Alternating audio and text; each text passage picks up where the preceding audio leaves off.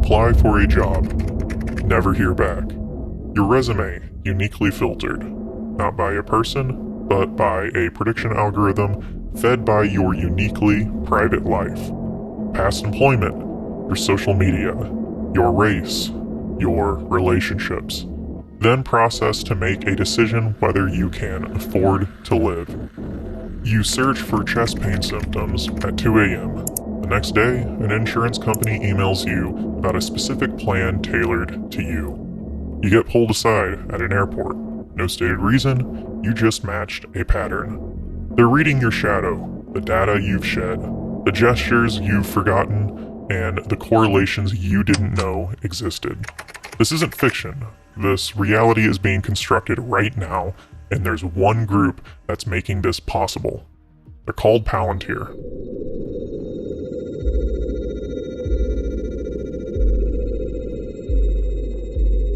A group that has quietly operated behind the scenes for years, and what they built isn't a system of raw surveillance. It's authorship, the ability to write your life before you live it. And what's being authored is something that will mark the rest of the 21st century, something that will absolutely impact each and every person watching this video, no matter who you are and where you live.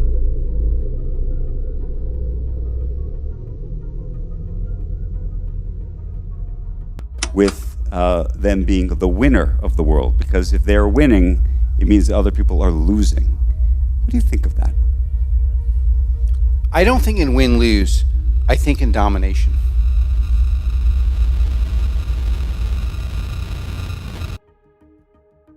Do you know who Palantir is? I do. Do you think that Palantir has ever scraped data from Facebook? Senator, I'm not aware of that. The reality is, your personal information is out there, exposed and vulnerable. It's on you to protect yourself. That's why we trust and personally use Aura, today's sponsor. Aura does all the heavy lifting to keep you safe online. They take action against these data brokers and companies who are selling your personal information. Going after them directly, you don't have to lift a finger. Aura handles it. But that's not all. Here's where it gets even more serious. Aura doesn't just stop there. They continuously monitor the dark web for any trace of your personal data. If they find your information floating around in places it shouldn't be, Aura will alert you immediately. They'll let you know fast if anyone is trying to use that data to access your credit accounts or even drain bank accounts. And if the worst happens to you, Aura has you covered.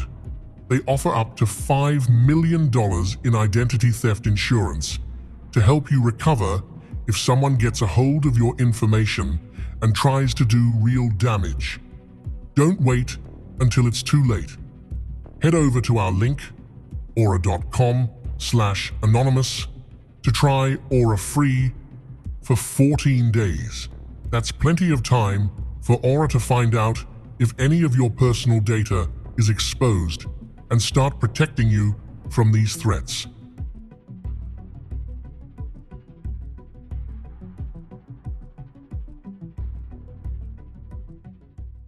We've entered what theorist Shoshana Zuboff calls surveillance capitalism, an economic system that doesn't extract value from your labor, but from your behavior itself.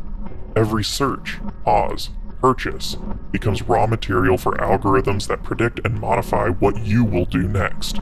And it's a surplus you give out freely, while scrolling social media, visiting web pages, much of your digital life.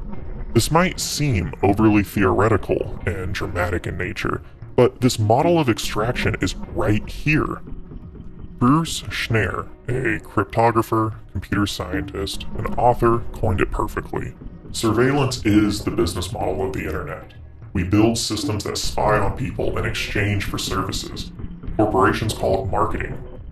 When immigration data gets processed, Palantir and the state is not just tracking individuals, they're modeling migration patterns to engineer policy responses. when health records get analyzed, they're not predicting individual outcomes. They're optimizing population health according to invisible, computerized priorities. You aren't just being watched, you're being predicted, and prediction becomes policy before you know the game has started. Another reason why data is so incredibly powerful in the hands of organizations with vast computational power is the sheer speed and velocity it's able to capture behavior, to predict, to fundamentally own.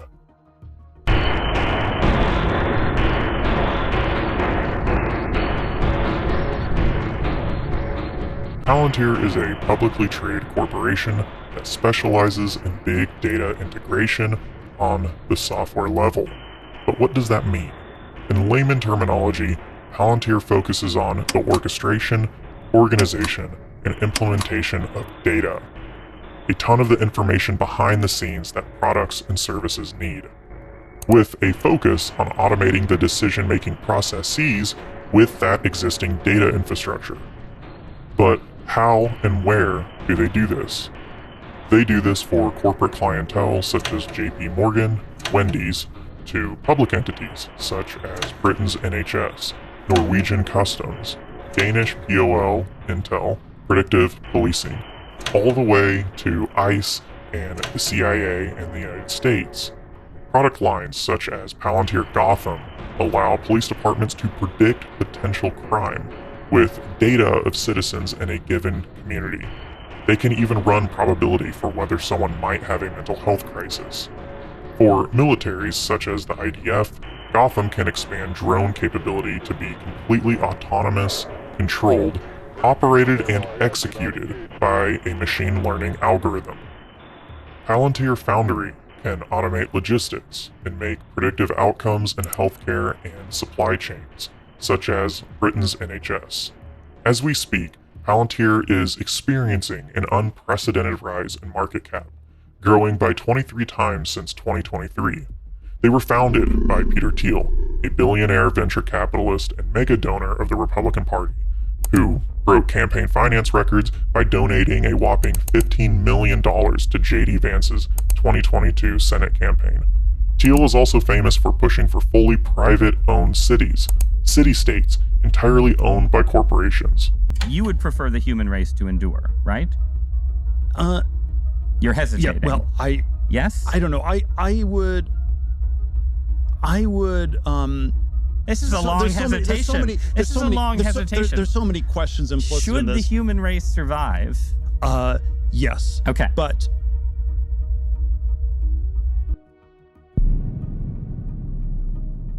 The second major player is the eccentric CEO Alex Karp, an odd technology CEO who has remained in the shadows until recently. To disrupt and make the institutions we partner with the very best in the world, and when it's necessary to scare enemies and on occasion.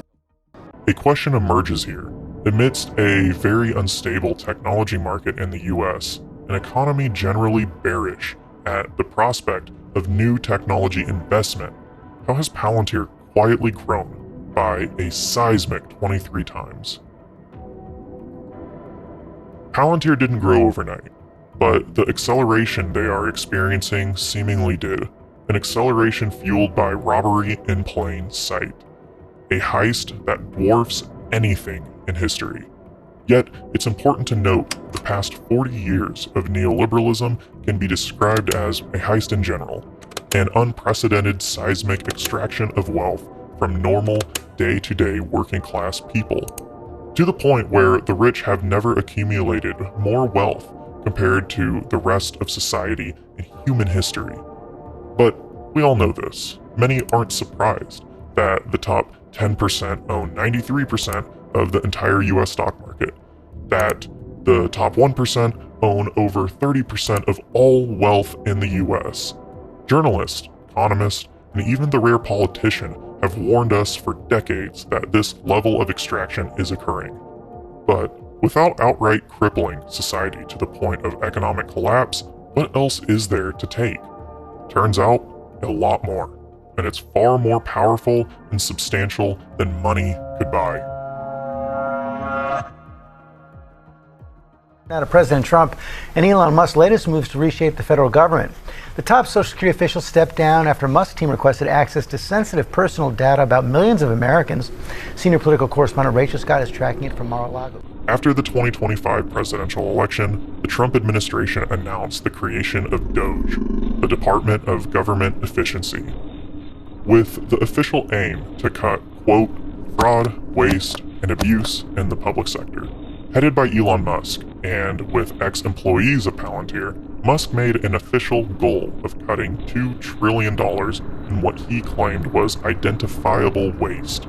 In actuality, the final sum expected to be cut is $160 billion, with official estimates showing that DOGE's total operational cost to be around $130 billion itself. And according to a report from Yale's The Budget Lab, the measures to cut various government agencies is expected to create a net loss of $300 to $500 billion over the next decade. And despite this has been the Trump administration's greatest success.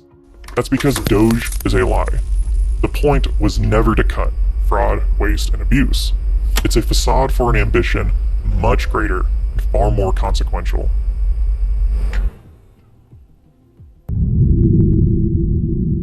In February of 2025, members of DOGE gained root access to a plethora of government IT systems, such as the National Oceanic and Atmospheric Administration and the U.S. Agency for International Development. But the real crucial one is the Social Security Administration, harboring one of the most sensitive databases in the United States. Birth dates, historical addresses, employment history, financial records of every single American. It doesn't take a genius to understand what is going on here, but what sells the terrifying endgame is the transparent, illegal nature of this. Federal courts have blocked DOGE from entering these databases after it was already done. But that's the point. The repercussions do not matter. Even if courts find DOGE and the Trump administration in judicial contempt for illegally accessing federal databases, the data has already been siphoned.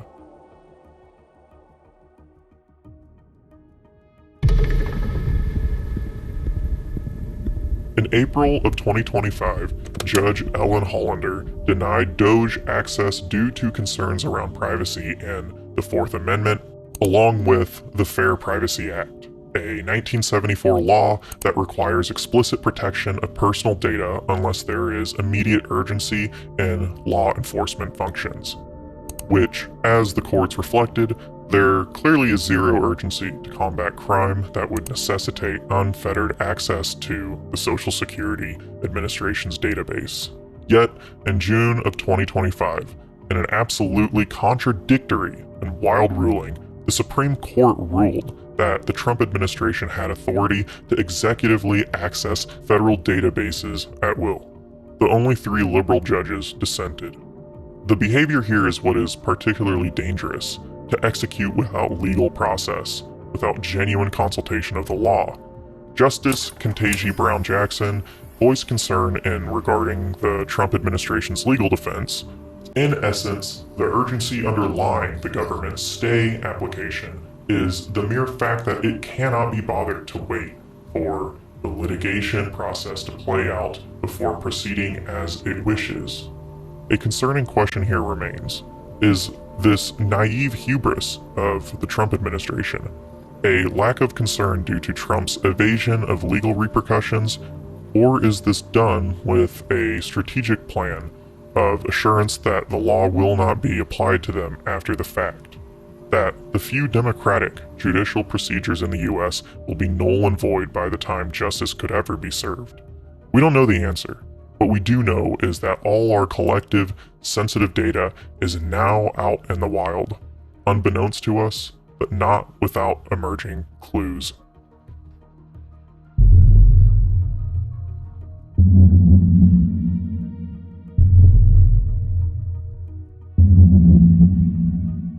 In May of 2025, a New York Times article highlighted the Trump administration's plan to create a centralized database on every single American citizen. Palantir is set to lead the charge. Little is known how this database will be constructed, what technical data will exactly be used. But we do know Palantir representatives have been in contact with two big American agencies, the Social Security Administration and the Internal Revenue Service, who head the two most important government databases in the country. It's important to note how information systems work. One might argue that our data is already in a specific state database, that the entirety of our information is already available to the state at large. This framing is incorrect. It presupposes that the state is a single entity, able to executively access specific data at will. Information systems are much more fragmented, and that's on purpose. The Social Security Administration will not have access to the same data as the Department of Health and Human Services. It's the centralization that changes everything, and the horror of this conundrum is twofold. The state now has unfettered access, a single executive database to pull from. And now, it's not just the state. A third party and private entity, Palantir, owns the keys.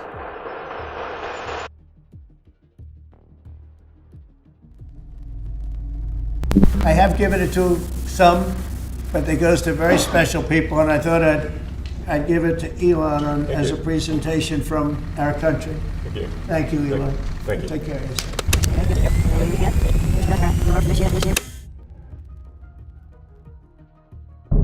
All of this was under the political banner of efficiency.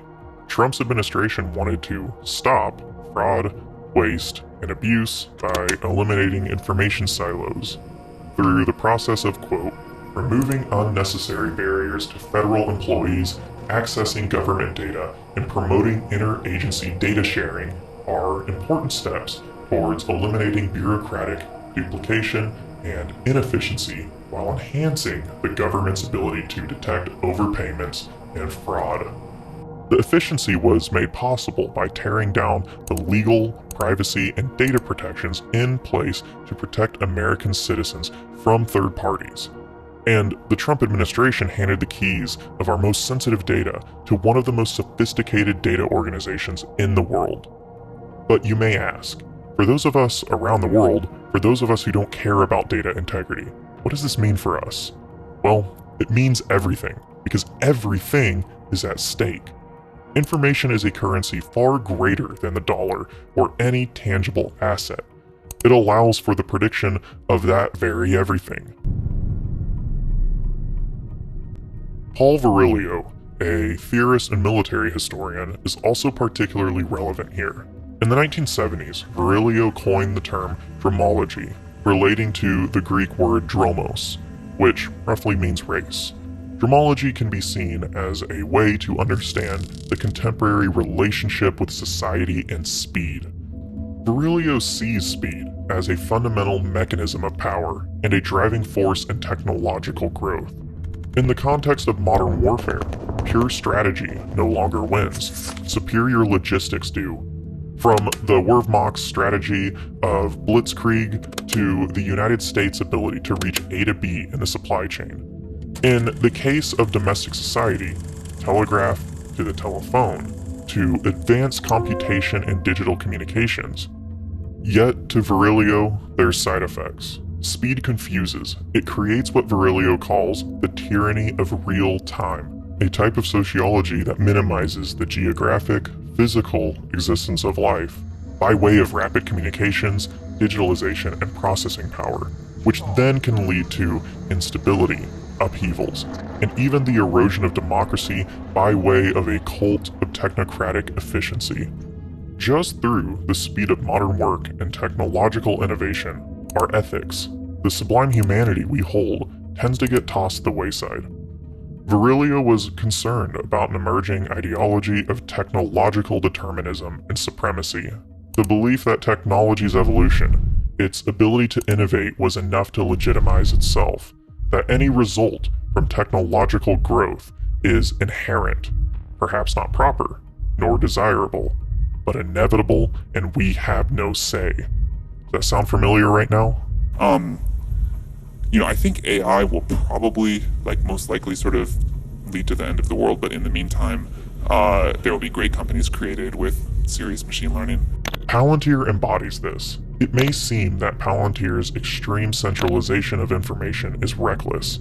Arrogant executives foaming at the mouth at new quarterly increases and a bump in stock price. But this underscores the very intentional, real power grab that is happening, and the goal is not merely financial in nature.